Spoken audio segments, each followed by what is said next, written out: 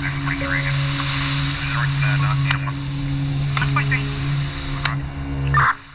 everybody, my name's Axel Villamil. I'm here with Shawn Geris on 24 Shades of Blue. He is the detective constable with the Integrated Gang Prevention Task Force. Shawn, how you doing, man? I'm doing fantastic. Thank you so much for having me come down here. It's a pleasure. I'm glad. I love talking to people in person. It's so much better than virtual. I'm glad we're getting back in the studio. Listen, Gang Prevention Task Force. How did you get into this? Like, this is like so much of a mouthful of a title that we're talking about, but it's, it is a big thing. How did you get into this thing? I've been on the job for about 20 years, and majority of my career was at the Jane and Finch area in 31 Division. I got to experience a lot of the gang subculture in that area. There's a lot of good in that area, I want to say first. Some of the best jerks you're going to ever had in that area, by the way. Yeah, and then a lot of great people as well. I was a neighborhood officer there for the longest time as well.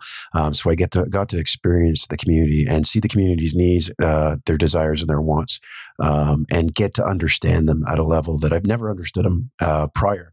So gang prevention was the next step. I had made my arrests. I had done my fair share of foot pursuits. Had seized enough guns and drugs off the street. I thought that I could be better suited in a prevention aspect because I have a background in wrestling, but I'm coaching now, like my father was before me. And one of the things my father did is he really went after these kids that were having a tough time in life and giving them the opportunities. And I think, after seeing these kids in these neighborhoods suffer and getting involved into these groups like this, and knowing my father's past and how he wanted to kind of do better. That's one of the things, I think that kind of influenced me in going to this realm or this domain. Yeah. The reason I asked, because I feel like you do really need a deeper, soulful meaning for these types of things, especially when you're talking to youth, talking to the community for so many years, because you have to gain the trust as well to also learn about them and be part of it. But at the same time, I think there's this theme here, which I think TPS is doing really well, which is it's not taking out the water out the boat. You're actually going to the boat and patching it up right from the hole, right? And I think, like you said, it's going right to the source, and it is a revolving door of misfortune that can happen. So talking about the gangs part, also in guns, how does your team on the prevention side work in tandem with guns and gangs, work in tandem with them? Again, we are the preventative side. So when we work with those guys, they're obviously dealing with some of the individuals that are actually involved and still committing some of the crimes. The way we kind of work with them, sometimes we get referrals, and a lot of referrals we get are either from the guns and gang side or from other units within the city. And those referrals basically treat a lot of the risk factors that come when you're talking about the gang subculture. There are a great many risk factors, and they're listed on Public Safety Canada's website, as well as the National Gang Center's website in the U.S. And what we're looking to do with that is actually treating some of these risk factors. So when the individual is identified, we can offer our services. We go to them, and it's a volunteer service as well, a referral service. It can't be somebody that, it can't be forced upon somebody. It's something where you say, listen, do you want out of a gang? We can help you. And that's basically what we do. How's the turnout for that? We have a lot of people enrolled in our referral program currently. It's over, I'm going to say 1,000 at this point. Have you seen like a jump in, people wanting to leave, within the city or? Well, I can tell you, like from my experience, when you hear gang prevention, when you hear about, how do we get a gang member out of a gang, you automatically think that's a hard thing to do. You think that that they're immersed in this gang culture, they're going to stay there. But when you think about that lifestyle, it's not very lucrative. For one, people think that drug dealing is actually lucrative. There's actually some data actually on drug dealing, and a lot. It comes from the United States. It comes from the University of Chicago. There was actually a guy named Sudhir Venkatesh, and he actually got into a gang, and he was a student, a graduate student at the University of Chicago, and what he did is actually went with a bunch of surveys into a low income area, and he started asking people, can you fill these out? And then when he was walking up the stairs, he got accosted by some gang members, and they thought he was from a rival gang, so they held him captive overnight in this stairwell.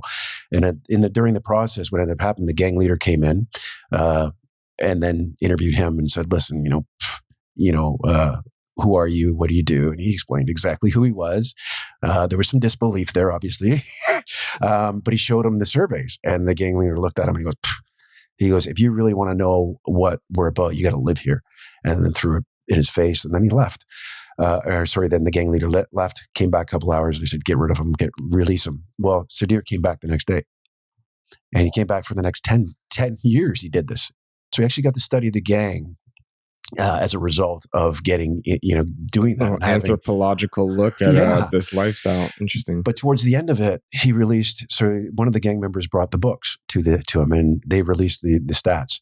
And what they found was that an individual that does, and the frontline officer, it's the frontline, street soldier that sells the drugs. That individual there doesn't make a lot of money, and it's probably one of the most dangerous jobs in the world.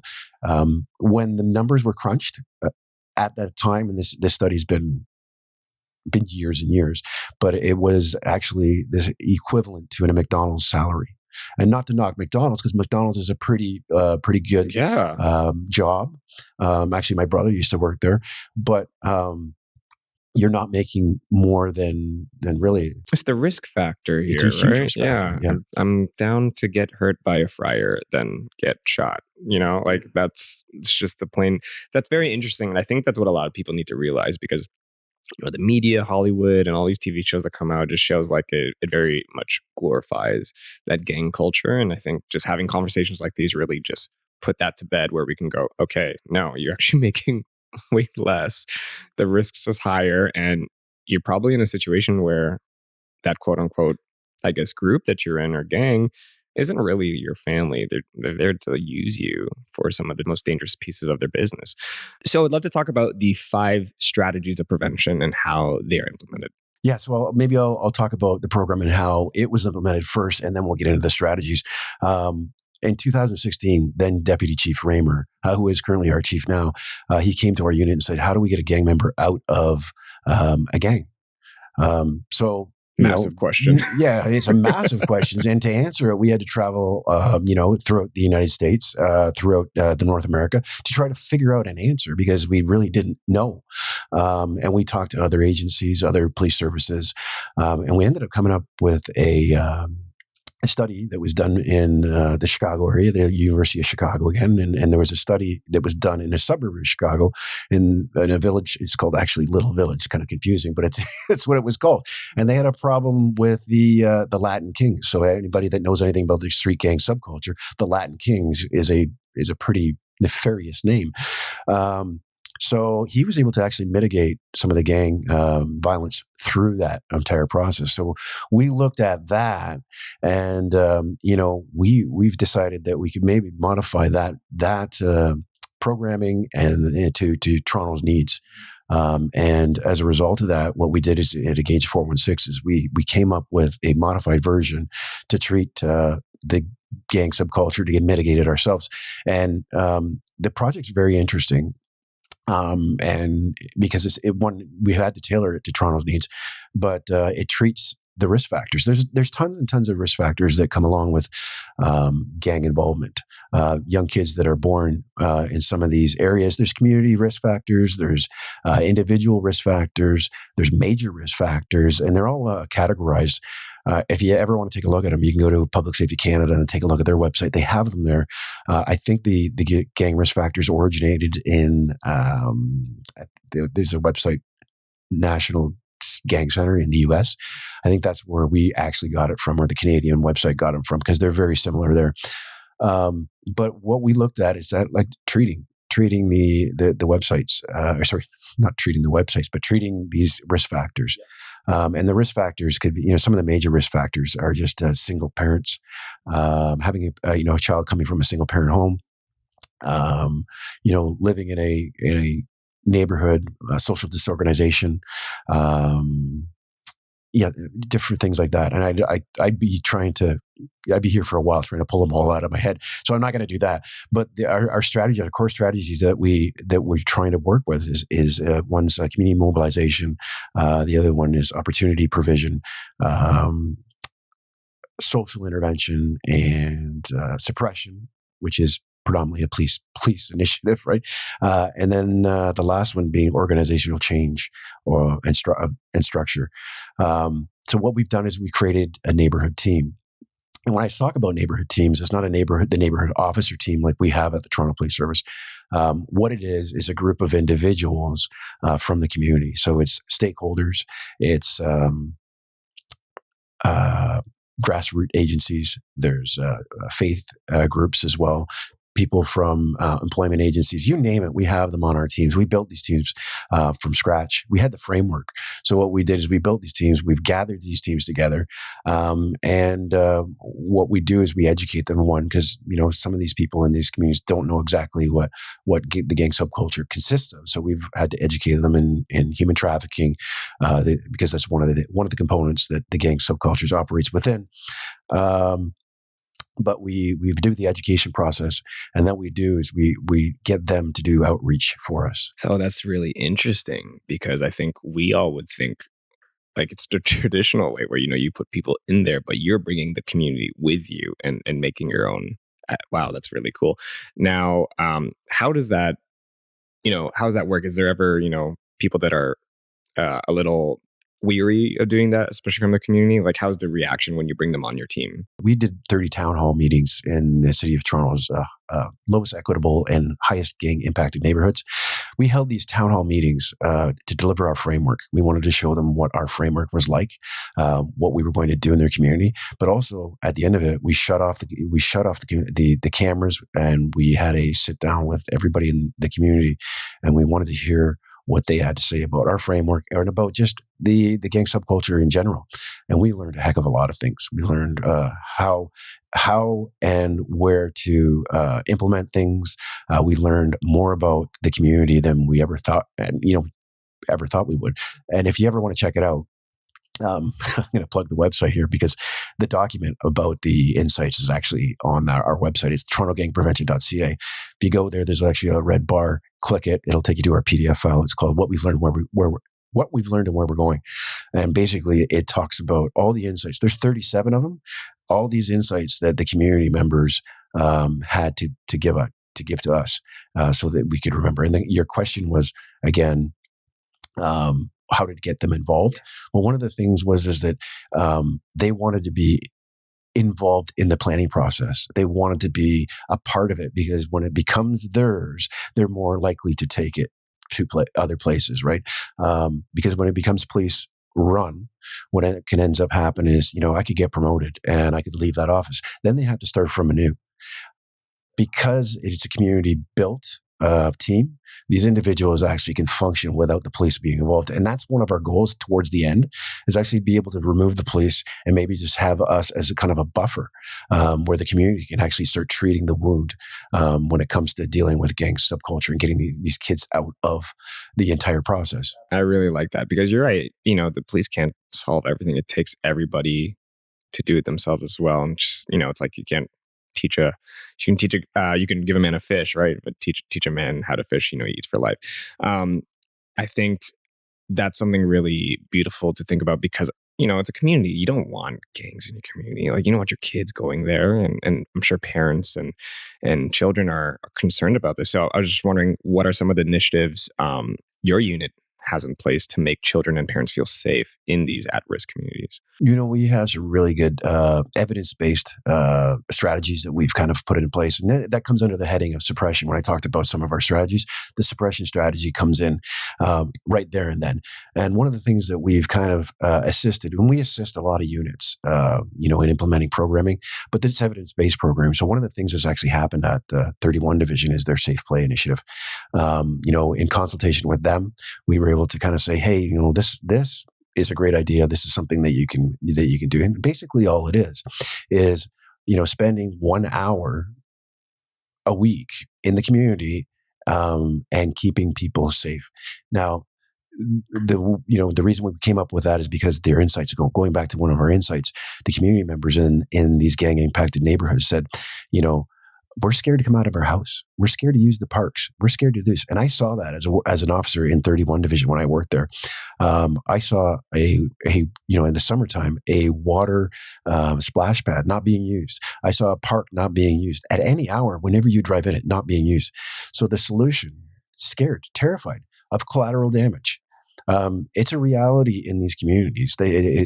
People that don't live in the city, that don't live near these places, they don't have this realization.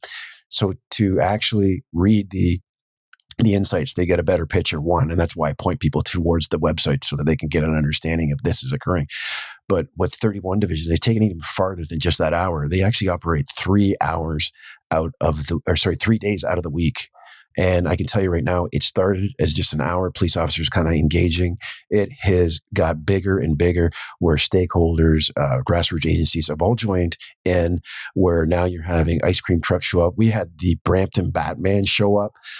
We had, all these things that were showing up. And again, this was all planning, once we give the idea to the other units, this is what they run, right? It's no longer, because we're just a team.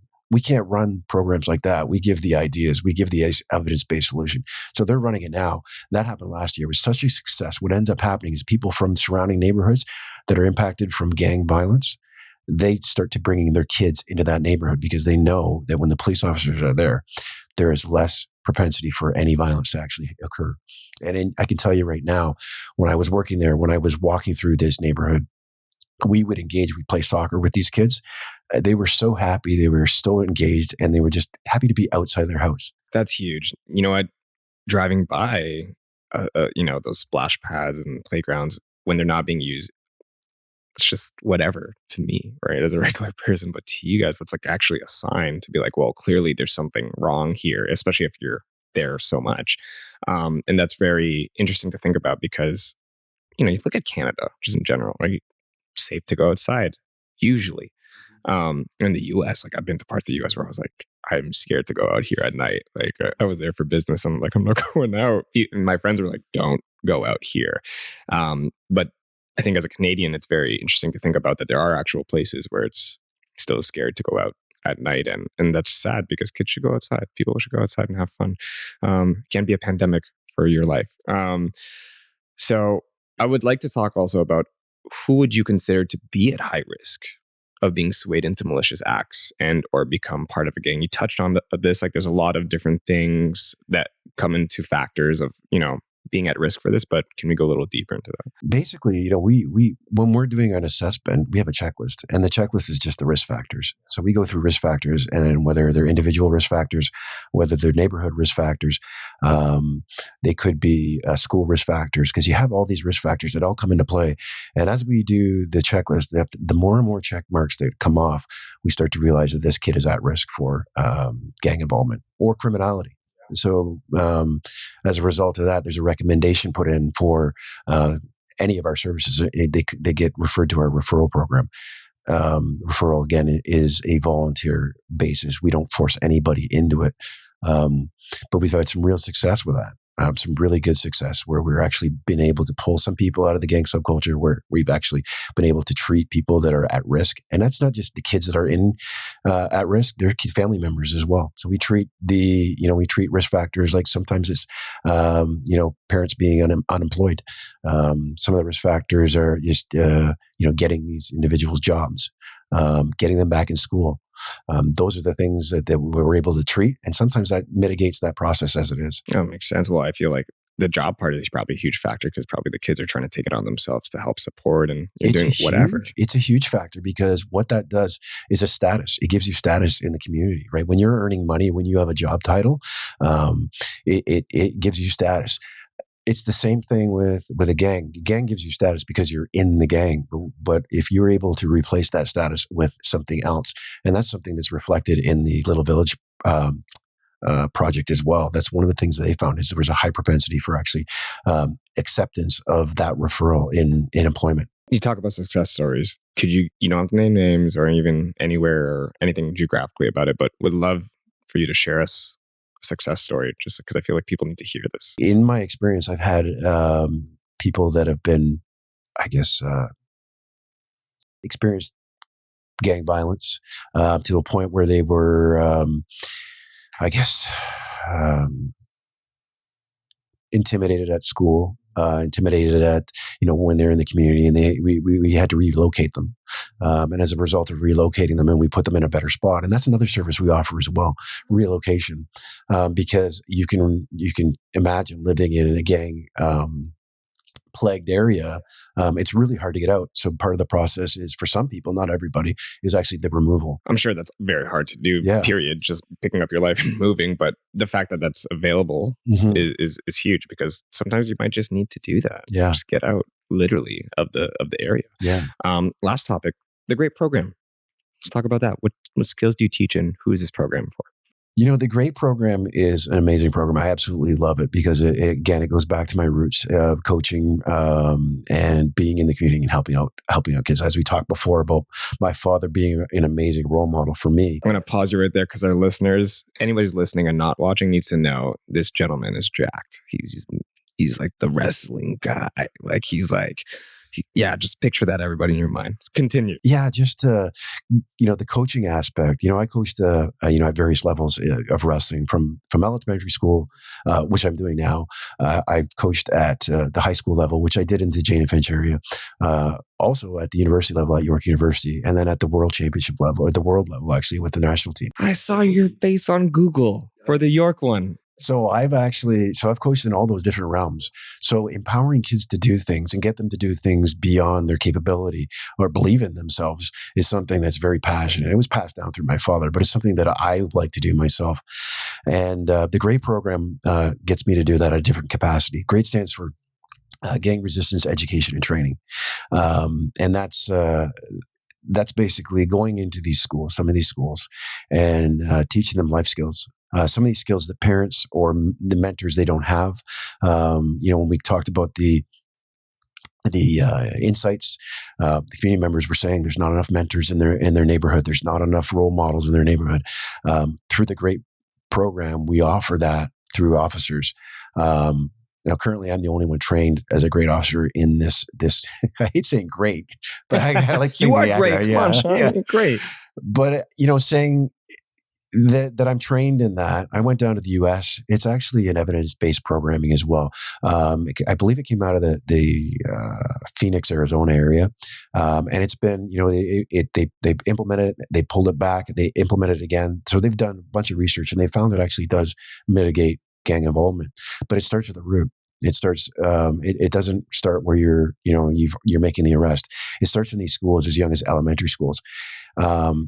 And the reason being is because that's where this stuff is happening. And I'm not speaking from experience. I'm talking about the insights as well. I'm going to talk about those because I want our viewers to reference it and see it. So in the insights, what it does speak to is one of the community members was saying that, and this was a gang member, a self-identified gang member, and he said that he would target elementary school kids. He would actually look for individuals that were loners, walking home from school. So these kids are being targeted to enter the gang subculture at a young age, and that reason being. So that's one of the reasons being that I got involved in the GREAT program, because the GREAT program goes into elementary schools, it goes into middle schools as well, but it's a whole curriculum based program. So it's not something that I'm just kind of spewing off when I go into these schools. I actually have a curriculum I have to teach, and a lot of it's got to do with making decisions, decision making, conflict resolution, and we talk about bullying. Bullying is huge, but those are different things, and we give the kids skills, and we do that through role play. Role play, as much as we kind of laugh at that sort of thing, there's literature on that as well that shows the effectiveness of that. When you do role play, it actually does mitigate some of behaviors. So, when we put these kids in these different situations and they're able to identify with the situations and then able to respond with what we've given them, some of the lessons, some of the lessons that we've taught about bullying.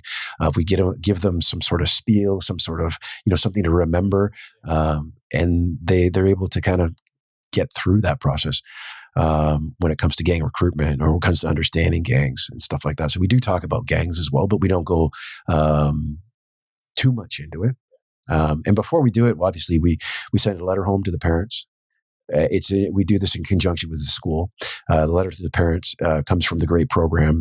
It's actually printed by them. It's not me authoring it. Basically tells you what the program's about and that your kid's going to be exposed to it. And if you don't want them to expose to it, you can have them to opt out. So it's again, another voluntary program. Absolutely. I mean, I feel like that's so important. It's interesting. It's like, Got Milk. Remember that campaign? It's literally talking about the absence of milk, and that's why the campaign did so well. In your case, you're talking about gangs right away. You're talking about vital parts of being a human's decision making. Things like feeling seen, like what to do in certain situations. I think role playing is huge. It's funny. My parents used to do that a lot with me in emergency situations. My dad's like, "Well, what happens if you ever get kidnapped?" He's like, "What do you do?" And my dad always like, I see that role play as more as a rehearsal or a practice to, in case of a bad situation. In our case, it was just yell fire. It's always going to look and, whatever that is, or do what you need to do, get attention.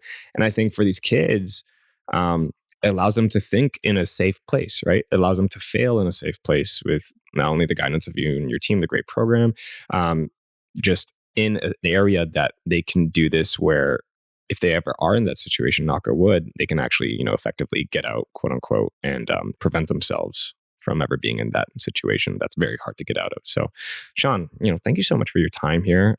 Shout out the podcast. Tell us about Engage. The podcast is the Engage 416 podcast. And it's, so if you want to check it out, we're on YouTube and we have our own YouTube channel. I put all the episodes up there. We do a live stream on my, TikTok, on my, Instagram, Twitter, LinkedIn as well. It's all on there. And the live stream is usually from 10 to 11. And we talk about the gang subculture. We talk about policing. We talk about, most importantly, the Engage 416 initiative and how we get these kids out. But I do answer any questions. It's interactive.